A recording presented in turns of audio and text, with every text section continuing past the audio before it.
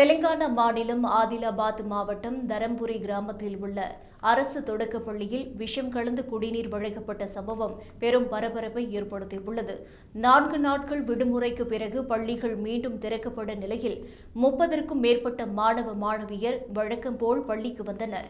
இந்த நிலையில் மதிய உணவு திட்ட ஊழியர்கள் பள்ளிக்கு வந்து பாத்திரங்களை கழுவ வேண்டியிருந்தது.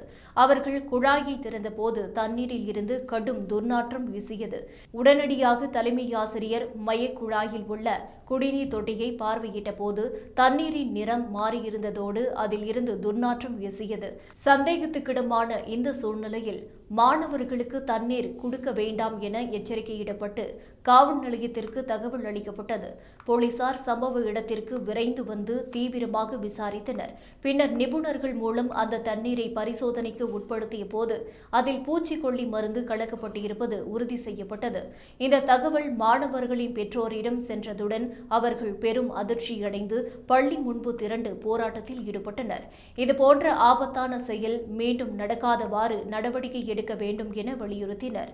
பள்ளி மாணவர்களின் உயிருக்கு நேர்ந்த அபாயம் குறித்து போலீசார் தீவிர விசாரணை நடத்தி வருகின்றனர். இது திட்டமிட்டு நிகழ்த்தப்பட்ட முயற்சியாக இருக்கலாம் என போலீசார் தீவிர விசாரணை நடத்தி வருகின்றனர்.